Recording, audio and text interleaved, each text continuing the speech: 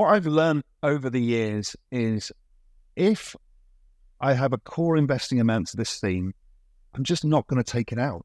And then it removes all of this. So my entire objective is to buy the sell-off. Bitcoin Zella stands out with its simplicity and clarity. We've crafted an experience that anyone can dive into, whether you're a crypto expert or just a new to the crypto world. Now guess who keeps his eye on us? The author of best-selling book Rich Dad Poor Dad, Robert Kiyosaki. And we want to take this opportunity and thank all the people who trusted us, and we read every comment. And the best part, it's free. Subscribing now means you will get all new information for free. Don't just follow the trends, stay ahead of them. Subscribe to Bitcoin Zella today and enjoy the new edge. In today's video, Raoul Pal talks about where we're at in the macro crypto cycle and what the future of digital assets investing looks like. They cover airdrops, liquidity factors, how to manage information flow, and so much more. So it kind of shifts your focus because, the highs are lower and the lows are higher and the highs are higher. So you actually just compound. If you want to keep it really stress-free, you just say, I can't wait for the next 85% correction when it comes in 2026 because I can buy more at cheap prices, and you keep compounding. The hard thing is last time around was difficult because most people's earnings were coming down. But generally speaking, you get a bit of a slowdown. But generally, if you can just inject new earnings in, you will just compound well, which is why Bezos and all these guys are the richest people in the world because they took one bet and never got out of it. And people, I see this, people are now desperate because they understand there's a cycle to trade this thing. So my particular view is don't use price, use time. If you want to take some lifestyle chips off, if you want to buy a new house and buy a new car, whatever it is, take some off at the end of this year at whatever price. And then you can run the rest. So then I try and break it down probabilistically as, okay, what does the structure of this cycle look like? Just out of interest, really. And this is what I'm using Signal from on Twitter. It's just trying to listen to everybody. People are insanely fearful of the short stunted cycle, ended the cycle last time. Yeah. And I remember the 2017 top and how bananas that was. And the 2013. Yeah. And like 2013, 2017 were much more similar than the last one. And don't forget, we'd gone through a global pandemic. There was a lot of other factors at play. So I'm like, that was probably the outlier. Don't expect everything to repeat perfectly. But like you, I'm probabilistically saying, well, it probably goes to the end of the year. My macro work on liquidity says liquidity peaks out, just peaks out, not goes negative or does anything else, just peaks out by about June or July. So 25.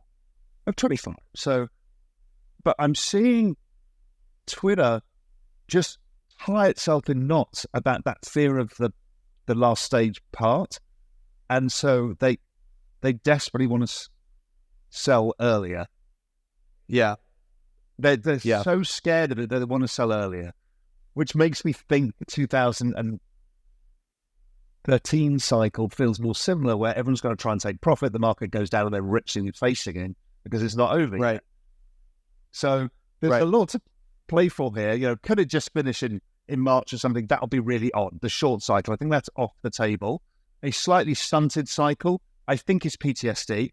I think your intuition is right. It's like, well, this finished the end of the year every time. The everything code is the same debt fit refinance cycle. Why necessarily would it change? Because as you pointed out before, the end of a bull market is not about liquidity, it's about flows. Yeah. So the end of the bull market is where it kind of disconnects, because it's all of those people who stupidly didn't get in when we've been begging them for the last 2 years. That's when they make their mistake. The impact of Mt. Gox's repayments on Bitcoin is still being overestimated and will likely be utilized by whales to pick up more BTC at a discount, says CryptoCoin CEO Ka-Young Ju. In a July 16 post of X, Key said that the impact of Mt. Gox sales, anywhere between $3 billion and $9 billion in BTC, is negligible compared to the total increase in the market capitalization of Bitcoin over the last 18 months. Even if Mt. Gox's $3 billion is sold on Kraken, it's just 1% of the realized cap increase in this bull cycle. Manageable liquidity, wrote Kai. Additionally, Key noted that the price of Bitcoin was most vulnerable to speculative FUD, fear, uncertainty, and doubt, around perceived negative events and less so to the fundamental selling activity behind it. Kai said that while many investors were panic selling, the smart money is continually buying more Bitcoin. Key pointed to a July 10 post that cited data showing that permanent holders, large individual custodial wallets with no outflows, accumulated 85,000 BTC in the prior 30-day period. I struggle with that. From a pure investment perspective, I get it. A bit of lower volatility will produce great outcomes, i.e. the applications there can build properly, we've got time to test stuff and everything's not driven by price. But I don't think the financial nihilism is going away because it can't. It's like the average 35-year-old, 30-year-old is so screwed that they really don't have a choice. If they don't do this, they're just going to go on poly markets or they're going to go to the lottery. Well, lotteries for boomers, they're just going to poly markets. You can't stop it now because they don't have the upside. Yeah. And so, I think the attention of speculation and the dream of wealth just keeps doing it. It's that whole I need to unfuck my future idea that I talk about. It's so pervasive.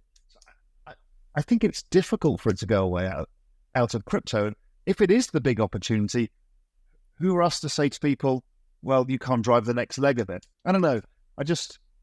So here's another thought that I'm thinking through. It's based a little bit around your idea of a longer cycle. And again, I think this is probably more likely from technology stocks than crypto, but I think it probably applies, I think one of the paths of most pain is 2026, liquidity gets drawn out of the system a bit. It's not 2022 all over again. People have PTSD.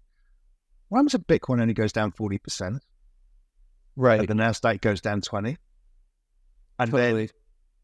then we go into a bubble cycle. Because if you think of the AI narrative, the robotics narrative, the EV narrative, these are all combining into one super narrative, right? This exponential age idea is going to be ridiculous. And I think this is going to be the last pause that we get before we really go into complete banana zone for everything. And my actual risk is all the people who come out of the market don't get back in again because they can't. Right. Yes. God, that would be brutal. You can see why, right? Because everyone's there, well, I get it. It goes at 85%. It's a free gift. I'll take this every time. I'll make that 20x and move on.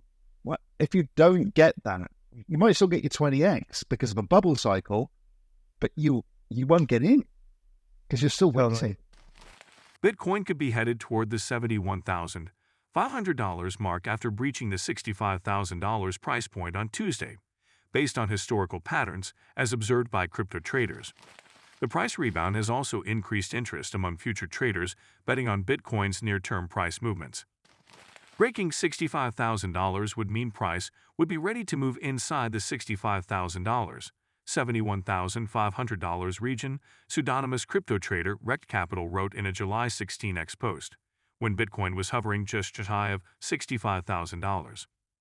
Rect referred to their Bitcoin price cluster chart, which divides price ranges into separate boxes, to show previous times when Bitcoin broke the $65,000 barrier before approaching the $71,500 level, which has already happened 4 times this year.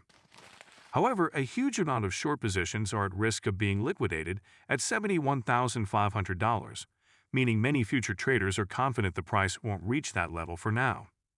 Approximately $1.47 billion in short positions will be wiped at $71,500, according to CoinGlass data.